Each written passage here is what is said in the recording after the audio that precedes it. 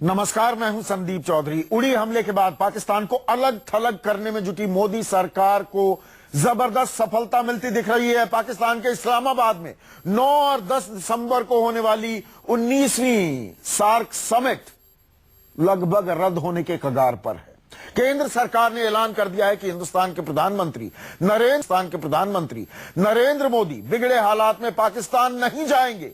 बढ़ते आतंकवाद के मुद्दे पर भूटान, अफगानिस्तान और बांग्लादेश ने भी सार्क में नहीं जाने का, इस्लामाबाद नहीं जाने का फैसला किया है। ऐसे में सवाल ये कि क्या सार्क सम्मेलन को रद्द करवाकर, लगभग ये तय है, जीत गया है भारत? और क्या दुनिया से अलग थलग करना ही पाकिस्तान का असल इलाज है? इस पर हम चर्चा करेंगे। कुछ खास मेहमान मेरे साथ जुड़ चुके हैं, लेकिन पहले सुनते हैं आज इस मुद्दे पर क्या क्या बयान हमें सुनने को मिले। और चर्चा में मेरे साथ बीजेपी के राष्ट्रीय प्रवक्ता डॉक्टर संबित पात्रा, कांग्रेस के वरिष्ठ नेता और प्रवक्ता मीम अफजल, ये राजनयिक भी रह चुके हैं।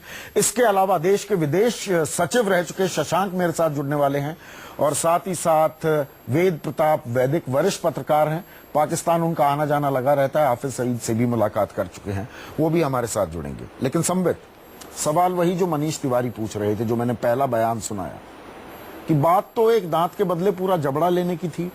सार्क समिट को लगभग रद्द करवाकर वो तय हो गया है। क्या यही मतलब था, एक दांत के बदले पूरा जबड़ा लेना? देखिए, बड़ा आश्चर्यजनक विषय है। इससे पहले कि मैं स्पेसिफिकली आपके क्वेश्चन का उत्तर दूं, जिस प्रकार से एक स्ट्रेटेजी बनाई गई, सार्क को इंडिया ने बॉयकॉट किया। सार्क के लिए कहा गया कि आतंकवाद अगर हो रहा है तो स्वाभाविक रूप से रीजनल कोऑपरेशन तो हम चाहते हैं, मगर हम सार्क में जाकर इस प्रकार से आतंकवाद को बढ़ावा नहीं देंगे। खाली इंडिया नहीं, आप देखिए, भारत के साथ साथ अफगानिस्तान, भूटान और बांग्लादेश जैसे देशों ने भी इसके खिलाफ सख्ती से कदम उठाए और उन्होंने भी सार्क को आज बॉयकॉट किया है। नेपाल, जो कि सार्क का चेयर है, वो अब चिंता कर रहा है कि क्या सार्क को पूरी तरह से स्क्रैप कर देना है या नहीं। ऐसे में पाकिस्तान ने कोई बयान अभी तक नहीं दिया। नेपाल, जो कि चेयर है, उन्होंने बयान नहीं दिया। मनीष तिवारी और कांग्रेस आकर पहले बयान देते हैं, और मैं कोट करता हूं मनीष तिवारी ने क्या कहा। मनीष तिवारी जी ने कहा, this shows that immature people are in office in South Block of India. अरे, पाकिस्तान ने नहीं कहा कि इंडिया के राजनयिक, इंडिया के पॉलिटिशियन इमेच्योर है। उससे पहले कांग्रेस कह देती है और ऐलान कर देती है कि ये अपरिपक्व राजनेता है। ये अच्छी बात नहीं है। देखिए, मैं मीम साहब का बहुत सम्मान करता हूं। हमारे राजनीतिक तू मैं में हो सकते हैं, मगर जब ये एक वैश्विक दृष्टिकोण से इतने बड़े विषय को लेकर देश आगे बढ़ रहा है, ऐसे में आउट ऑफ द टर्न कभी बोलना नहीं चाहिए। हमेशा एकजुट होकर, क्योंकि पूरा विश्व ऑब्जर्व कर रहा है कि क्या इस विषय को लेकर इंडिया के अंदर एक कंसेंसस है या नहीं। ऐसे में जिस प्रकार का वक्तव्य मनीष तिवारी ने दिया है, मुझे लगता है यह अपरिपक्वता है और चंद वोटों के लिए ये इस प्रकार की राजनीति है जिससे देश की हानि होती है। राजनीतिक रूप से देखने की इसे आवश्यकता नहीं। रिस्पॉन्ड कीजिए। आपने तो 10 साल सरकार चलाई, दुहाई देते रहे, डंका पीटते रहे, स्ट्रेटेजिक रिस्ट्रेंट, सामरिक संयम बरता हमने, और आज आप वॉर मॉन्गर्स की तरह बात कर रहे हैं, सरकार का समर्थन नहीं कर रहे हैं। नहीं, मैं सबसे पहले तो चौधरी साहब ये पूछना चाहूंगा संबित जी से कि उन्होंने कहा कुछ वोटों के लिए हम ऐसा कर रहे हैं। जरा मुझे बता दें, इस देश में किस वोट को हम मुतासिर करने की कोशिश कर रहे हैं, अगर ऐसा बयान दिया है। दूसरी अहम बात मैं बता देता हूं, आज जो आपने ऐलान किया है वो आपकी स्ट्रेटेजी नहीं है, वो स्ट्रेटेजी नहीं है, वो आपकी स्ट्रेटेजी नहीं है, वो आपकी मजबूरी है। आप अगर ऐसा नहीं करते तो आपको कटघरे में खड़ा करते आवाम। अभी जो पूछा चौधरी साहब ने, आप उसका जवाब नहीं दिया कि आपने कहा था दांत के बदले में जबड़ा लाएंगे। जबड़ा लाने की बजाय आप कह रहे हैं कि हमने आइसोलेट कर दिया। मैं अभी यूनाइटेड नेशंस में जो सुषमा जी की तकरीर है, 20 मिनट में उन्होंने बहुत अच्छी बातें कही। कुछ लोगों ने उससे इत्तेफाक भी नहीं किया हमारी पार्टी के, लेकिन मैंने उसके बारे में कहा कि उन्होंने देश को अच्छे ढंग से रिप्रेजेंट किया, लेकिन उनको डिमांड वहाँ करना चाहिए था कि हमको हाफिज सईद दिलवाओ। हम इन टेररिस्टों को, जिस तरह से उसामा बिन लादेन को मारा गया, अमेरिका को भी जाकर के, या हमको इजाजत देना चाहिए कि हम उसी तरह से हमला करके इन टेररिस्टों को मारने का काम करें। बहरहाल, जो उन्होंने कहा अच्छा कहा, जो नहीं कहा आइंदा उसका ध्यान रखेंगे। मैं उससे आगे बढ़ करके एक और बात कहना चाहता हूँ। ये जो आप कह रहे हो कि पाकिस्तान को घेर लिया, मैं आपसे अभी बिल्कुल दो तीन बातें कहना चाहता हूँ। और इसका मतलब क्रिटिसिज्म करना नहीं है, इसका मतलब है कि आज ज्यादा हाइप कर रहे हैं चीजों को। आपने कहा कि विश्व के अंदर घेर लिया, सिर्फ 2 मुल्क हैं 193 के अंदर, 193 कंट्रीज हैं पूरी दुनिया में, सिर्फ 2 मुल्क हैं अफगानिस्तान और बांग्लादेश जिन्होंने पाकिस्तान का नाम लेकर के टेररिज्म के हवाले से उन्हें कंडेम किया है। बाकी कुछ कंट्रीज ने सिर्फ टेररिज्म को कंडेम किया है और एक बड़ी तादाद में अभी खामोशी इख्तियार कर रखी है। उसमें हमारे यूरोपियन बड़े बड़े देश मौजूद हैं, उसके अंदर अमेरिका मौजूद है, उसमें बहुत सारे ऐसे लोग हैं जो हथियार बेचने का काम करते हैं, हमको भी और पाकिस्तान को भी, क्योंकि वो चाहते हैं कि हमारे यहाँ टेंशन बनी रहे और उनके हथियार बिकते रहें। माफ कीजिएगा, ये डिफेंस मिनिस्ट्री के मैं एक्सपर्ट, मतलब आप कह रहे हैं पाकिस्तान अलग थलग नहीं हुआ? मानना है कि कांग्रेस का मानना है पाकिस्तान अलग थलग नहीं हुआ अंतर्राष्ट्रीय पटल पर? बताइए ना मुझको। नहीं, मैं यही कह रहा हूं कि आप देखिए, मैं एक बड़ी पुरानी मशहूर कहावत है, चौधरी साहब, एक बड़ी मशहूर कहावत है, संबित जी भी सुन लें। मार पीछे पुकार होती है। पहले क्या हुआ? पठानकोट हुआ, हमने क्या किया? इंक्वायरी करने की बात कर ली, उनके लोग आ गए, ISI तक को हम अपने फौजी कैंप में ले जाकर के मुआयना करा दिया, हमने उनको कैंप में मुआयना करा दिया। उसके बाद हम जब जाने की बारी आई, पाकिस्तान ने नकार दिया। उसके बाद ये दूसरा हमला हो गया। मैं आ सकता, अरे उसी वक्त तय करना था कि अगर पाकिस्तान हमला करेगा तो वाकई जबड़ा लेकर रिस्पॉन्ड कर रहे हैं। कैसे अलग थलग हुआ? चाहिए था। कांग्रेस कह रही है अलग थलग नहीं हुआ है, 2 मुल्क हैं सिर्फ अगर जो भारत के साथ खड़े हैं। मार पीछे पुकार होती। पात्रा, मैं बताता हूं। देखिए, पहली बात तो है, जबड़े की बात 2 बार कही गई, तो मैं जबड़े पे जवाब आरंभ करता हूं। जब जबड़ा लिया जाता है ना, जबड़ा ऐसे ही नहीं जाके जबड़ा पूरा पकड़ के लिया जाता है, पहले एनेस्थीसिया दिया जाता है, टुकड़ों टुकड़ों में जबड़े को निकाल लिया जाता है। आप देखिए, एनेस्थीसिया तो दे दिया गया है, अब धीरे धीरे जबड़ा लेने की भी बारी है। ये जबड़ा है, कोई मजाक का विषय नहीं है। दूसरा, आप देख लीजिए, टेररिस्ट को मारना था, ये परमिशन हमें UN से लेना था। आपने देखिए, मीम साहब का मैं सम्मान करता हूं, ये राजनयिक भी रहे हैं, आज तक ऐसा कोई परमिशन UN में लेता है कि भैया मैं टेररिस्ट मारूंगा बगल वाले देश में, एक कोवर्ट ऑपरेशन करके, और मैं परमिशन UN से लूंगा कि मैं हाफिज सईद को मारूंगा, मुझे परमिशन दे दीजिए? ये क्या मजाक की बात है? ये कांग्रेस क्या कह रही है? तीसरी बात, आपने कहा कहां घेर लिया, किसी ने तो नाम लेकर पाकिस्तान का नाम ही नहीं लिया। अरे टेड पो अमेरिका सीनेटर है, अमेरिकन सीनेटर हैं वो, केवल सीनेटर ही नहीं, चेयरपर्सन है सब कमिटी ऑन टेररिज्म पे। उन्होंने एक बिल सबमिट किया है अमेरिकन सीनेट में कि declare America as a terrorist state. ये ऐसा ही हो गया क्या? क्या राहुल गांधी को साहब दे दीजिए, ये हमारे मेंबर बिल है, हो प्राइवेट मेंबर बिल है। मुझे भी सुन लीजिए सर, सुन लीजिए, मुझे भी सुन लीजिए, मैं आपके समय बिल्कुल बीच में नहीं टोक रहा था। चलिए नहीं, ये देखिए साहब, सॉरी आप बड़े हैं मेरे से, ज्यादा समझते हैं, मगर हाथ जोड़ के निवेदन है, देश को एक होकर खड़े होने की आवश्यकता है। इसमें इस प्रकार से हंसने, रूठने और देश को अलग, पहले भी हमेशा रही है ऐसी आवश्यकता, आप भी जानते नहीं, ये आवश्यकता पहले भी रही है। सार्क मीट कॉल ऑफ कर ली जब हम सरकार में थे, जब भी आवश्यकता रहती थी। सर सुनिए, मैं आपसे सवाल पूछ रहा हूं। 1997 में मोस्ट फेवर्ड नेशन दिया गया पाकिस्तान को। 2008 में मुंबई अटैक हुआ, क्या आपने एक मीटिंग बुलाई मोस्ट फेवर्ड नेशन को रिव्यू करने के लिए? क्या आपने कभी उल्टा मणिशंकर अय्यर जाके वहां मोदी सरकार को कैसे गिराना है उसका षड्यंत्र कर रहे थे? सलमान खुर्शीद तो जो कि पहले हमला हुआ, उसके बाद मिनिस्टर रह चुके हैं, वो कह रहे संसद पर हमला हुआ, वाजपेयी सरकार ने क्यों नहीं MFN को रिविजिट किया? मैं तो देखिए, मैं तभी तो इस पर राजनीति नहीं कर रहा हूं। मैं तभी तो कह रहा हूं कि पहली बार रेड लाइंस ड्रॉ किए जा रहे हैं, स्ट्रैटेजी चेंज हो रहा है और इसका नतीजा हम सबको दिख नहीं। सर, ये हंसने का विषय नहीं, सर ये हंसने का विषय नहीं है। हाँ। आप बड़े हैं पर प्लीज ये हंसने का विषय नहीं है। ये नहीं, पर अहम बात जो की जा रही है, तो पाकिस्तान क्या, मैं 1 मिनट संवेद, हमारे साथ इन मामलों को सबसे बेहतर समझने वाले शशांक साहब मौजूद हैं, देश के विदेश सचिव रह चुके हैं। शशांक, अगर सरकार मुझे, एक आम हिंदुस्तानी को यह बताती है कि देखिए पाकिस्तान अलग थलग हो रहा है, कांग्रेस कहती है कि नहीं, एक बांग्लादेश या एक अफगानिस्तान के बोलने से पाकिस्तान अलग थलग नहीं हो रहा है, 191 मुल्क और हैं, मैं किसकी बात मानूं?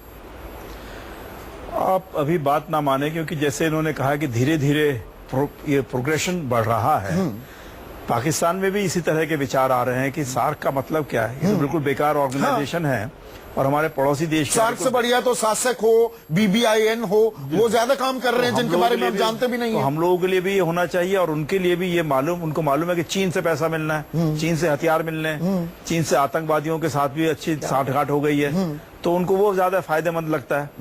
उनको अमेरिका से हथियार मिलते रहे हैं, सऊदी अरेबिया से पैसा मिलता है, कतार से पैसा मिलता है, तो उनको ये उनके अपने प्रायोरिटीज हैं। हमको अपनी प्रायोरिटीज देखनी है कि हम लोगों ने किस तरीके से वो अपने हित साधेंगे, हम अपने हित साधें। तो हमारे हित के लिए हमें आवश्यक है कि जो हमारी जनता है उसको ये समझना चाहिए कि चूंकि पहली बार ये ट्राई किया जा रहा है कि नहीं, आप मुझे ये समझाइए, मेरे दर्शकों को समझाइए, बहुत सी बातें दर्शक नहीं समझ पाता है। सिंधु समझौता है, सिंधु संधि है, कि हम उसको एब्रोगेट करने की बात नहीं कर रहे हैं, लेकिन जो दरिया दिली दिखा रहे थे वो दरिया दिली अब बंद हो जाएगी। बिल्कुल, आपने बिल्कुल MFN मोस्ट फेवर्ड नेशन हम लगातार दिए हुए थे, उन्होंने तो कभी हमें MFN स्टेटस दिया नहीं, अब उसको हम रिवोक कर देंगे। ये क्या एक चरणबद्ध तरीके से कैलिब्रेटेड अप्रोच है पाकिस्तान पर दबाव बनाने की? बिल्कुल सही कहा आपने, क्योंकि कभी भी सिंधु जल संधि कभी उसका रिव्यू इसलिए नहीं हो पाया कि ना तो हमारे पास पैसे थे, ना हमारे पास टेक्नोलॉजी होती थी। हमारी खुद NGOs कहती थी कोई भी किसी तरह की कोई भी जलों के ऊपर कोई प्रोजेक्ट मत बनाइए, और बाहर से पैसा भी बड़ी मुश्किल से मिलता था। तो इसलिए हमने जो हमारे यहाँ 18,000 मेगावाट बिजली निकल सकती थी, हमारी अपनी 3 नदियां जो हमको मिली हुई है इस जल संधि के मातहत, हम उसमें से खाली 3,000 मेगावाट बनाते थे। बिल्कुल। और जो पाकिस्तान में जो नदियां जा रही हैं वहां पे हमको जितना बड़ा एकरेज अपने यहाँ कलेक्ट करने का है और अपना यूटिलाइजेशन कश्मीरी लोगों के लिए, उसको हम कर नहीं पा रहे थे, क्योंकि पाकिस्तान हर बार जो है वीटो लगा देता था, हर बार हमको खींच के ले जाता था अंतर्राष्ट्रीय। तो ये धीरे धीरे जो ये स्ट्रेटेजिक रिस्ट्रेंट जो शब्द है, जो सामरिक संयम हम लगातार बरतते आए थे वेद प्रताप वैदिक, और आप पाकिस्तान भी गए हैं, वहां की जमीनी हकीकत से भली भांति वाकिफ हैं। अगर मैं ये कहूं कि दरअसल ये वॉर मॉन्गरिंग का जमाना तो अब थोड़ा लद गया, 7 दिन से तो बड़ी वॉर मॉन्गरिंग हो रही थी, क्या अब देश को यह समझना चाहिए ये बहुत ही संवेदनशील मुद्दा है, और शायद हमें अपनी परिपक्वता को यह बधाई देनी होगी कि सरकारें बदल जाएं, हमारी जो स्ट्रेटेजिक रिस्ट्रेंट की नीति है वो अभी कायम है। दबाव बनाना होगा, दबाव बनाने के अंदाज तेवर अलग अलग हो सकते हैं, लेकिन नीति वही चल रही है। अब उसको थोड़ा फास्ट ट्रैक कर दिया गया।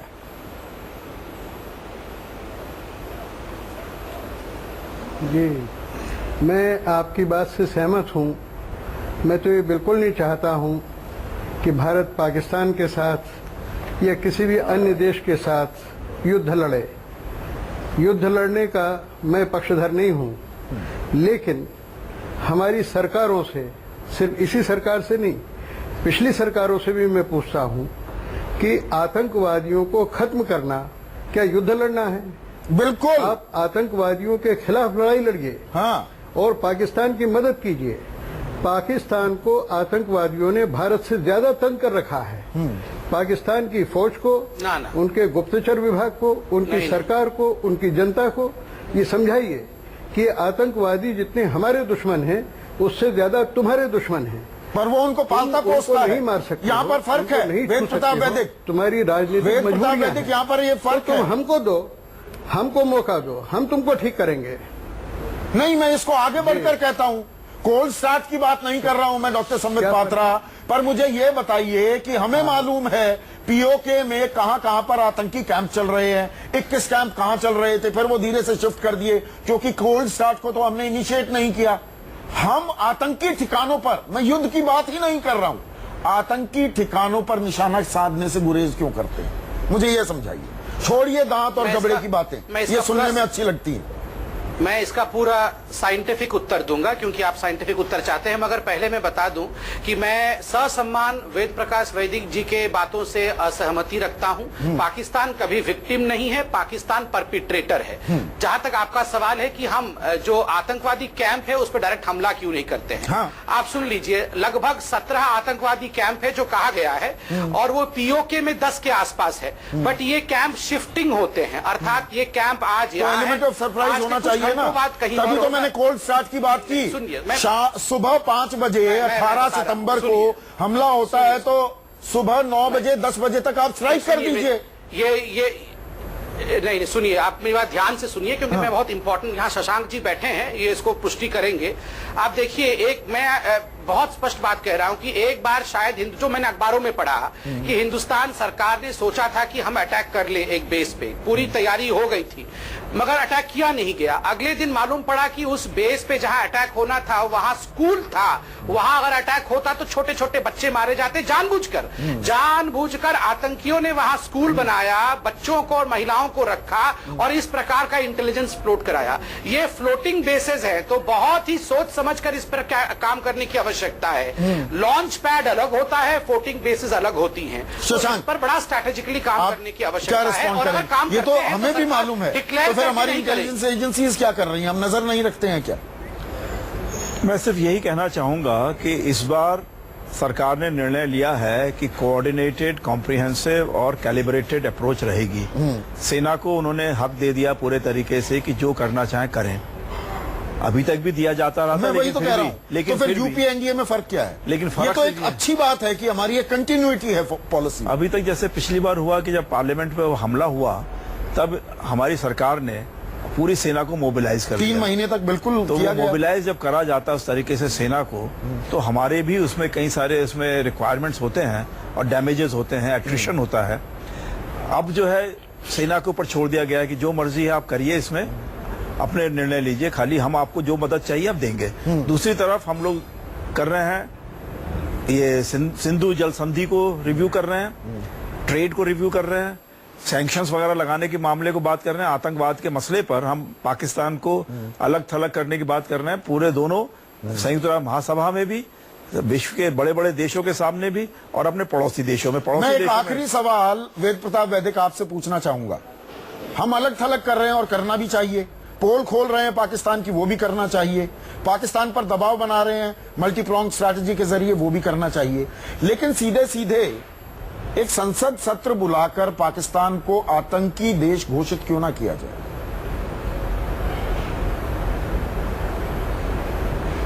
हाँ, कर सकते हैं, लेकिन ये सब करने का कोई फायदा नहीं है। क्यों?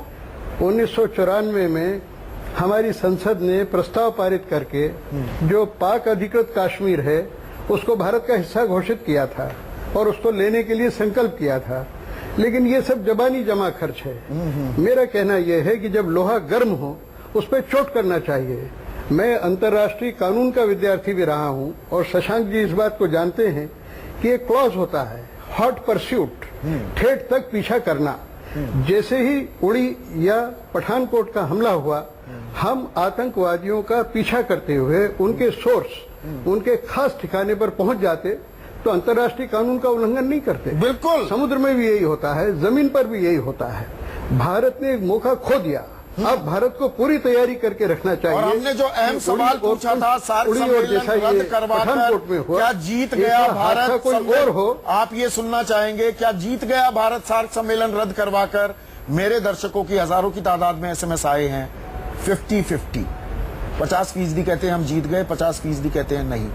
इस करारा जवाब अभी देना शायद बाकी है, लेकिन कोई जल्दबाजी नहीं और पूरे संयम के साथ हम अपना स्ट्रेटेजिक स्ट्राइक करें। इसी उम्मीद के साथ संबित पात्रा, वेद प्रताप वैदिक, शशांक आपका और मीम अफजल साहब आपका बहुत बहुत शुक्रिया। आज सबसे बड़ा सवाल में बस इतना ही।